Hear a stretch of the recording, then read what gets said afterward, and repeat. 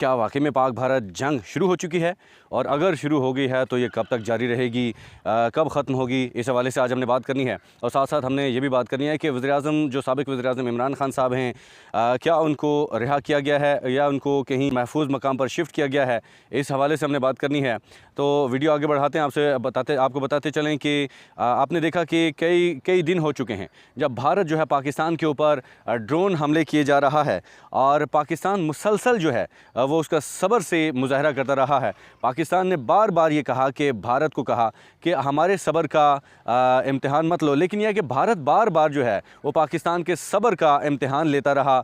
बार बार जो है पाकिस्तान में ड्रोन भेजता रहा। कभी कौन से शहर से उनके ड्रोन गिराए गए। लगभग 70-75 जो ड्रोन जो हैं भारत के गिराए गए। एक खौफ सा माहौल, क्योंकि पाकिस्तानी आवाम तो आपको पता है कि वो डरती तो है नहीं, क्योंकि जहाँ कहीं भी ड्रोन हमले होते थे, ड्रोन गिरते थे, तो पाकिस्तानी आवाम जो है खुशी से वहाँ पे पहुँच जाते थे और वहाँ पे जाके सेल्फियाँ बनवाते थे, जैसे कि यहाँ पे कोई मेला लगा हुआ होता है। हमने कवरेज भी की, हमने देखा कि पाकिस्तानी आवाम इस तरह से वहाँ पे पहुँच जाते थे कि जैसे वहाँ पे मेला लगा होता है। और पाकिस्तान जो मोदी की जो धमकियाँ हैं, मोदी के जो ड्रोन हमले हैं, उनसे पाकिस्तानी आवाम बिल्कुल खौफज़दा नहीं हुई, बल्कि हर जगह पे जो पाकिस्तानी आवाम जो है वो बल्कि मीम्स बनाना शुरू हो गए हैं कि हमने तो कपड़े सिलवा लिए हैं जंग के लिए, कोई कैसी बातें कर रहा है।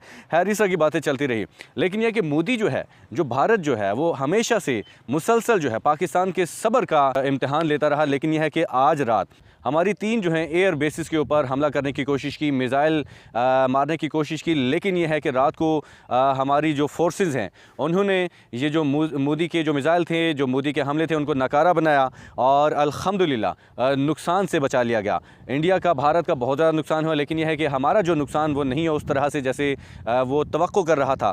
लेकिन यह है कि हमारी जो फोर्सेस ने एक बेहतरीन किस्म का मुज़ाहरा करते हुए अच्छा जवाब दिया, और बिल्कुल सब्र का जो पैमाना था वो सुबह के वक्त, क्योंकि मोदी आपको पता है कि रात के वक्त जो हमला करता होता है, लेकिन यह है कि कभी भी इससे पहले जो रिकॉर्ड रहा है इंडिया का, भारत का इससे पहले रिकॉर्ड रहा है कि जब भी इंडिया ने पाकिस्तान के ऊपर हमला करने की कोशिश की तो रात के वक्त ही वो हमला करने की कोशिश की।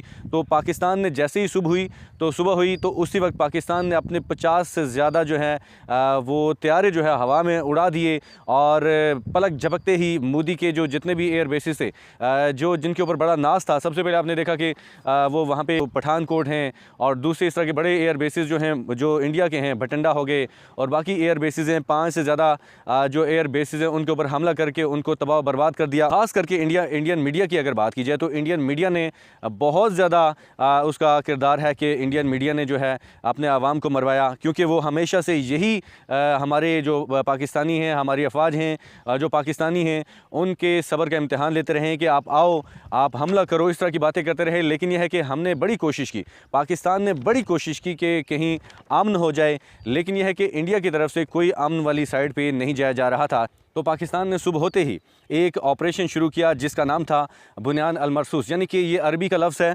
और उसका जो तर्जुमा है सीसा पिलाई हुई दीवार, तो ये अरबी का तर्जुमा इसका है।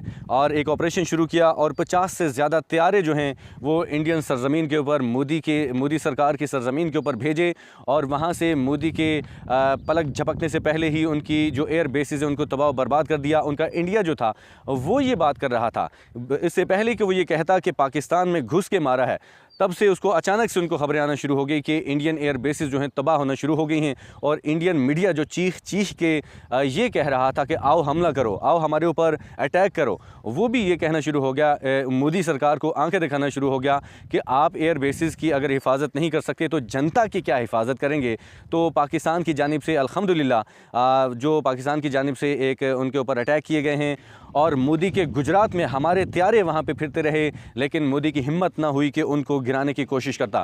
तो ये वहाँ पे आपने देखा कि किस तरह से वहाँ पे हमारे तैयारे गए, वहाँ से जो मोदी की जो इंडियन एयर बेसिस थी उनको नेस्तो नाबूद किया, और अल्हम्दुलिल्लाह एक कामयाब ऑपरेशन किया, और अब उनकी जो हैं वो टांगें कांपना शुरू हो गई हैं। इससे पहले जब पाकिस्तान की जानिब से अमन का पैगाम दिया जाता था तो वो इस बात के ऊपर मुत्तफिक ना होते थे, और वो हमेशा से हमारी जो है हमारी ताकत को आजमाने की कोशिश करते थे। लेकिन जो पाकिस्तान ने बेहतरीन किस्म का जवाब दिया और उनको एक सबक सिखा दिया। पाकिस्तान ने सबसे पहले ब्यास में जहां पे बरमूस मिसाइल की जो स्टोरी थी, जहां से पाकिस्तान की जानिब मिसाइल भेजे जाते थे, उसको तबाह किया। और उसके बाद आपने देखा कि अधमपुरा और जो उसके बाद भटिंडा भारतीय ब्रिगेड को तबाह किया। पाकिस्तान की जानिब से ये जो तबाही वहाँ पे फेरी गई है, तो इंडियन उसके बाद खौफज़दा हुआ है।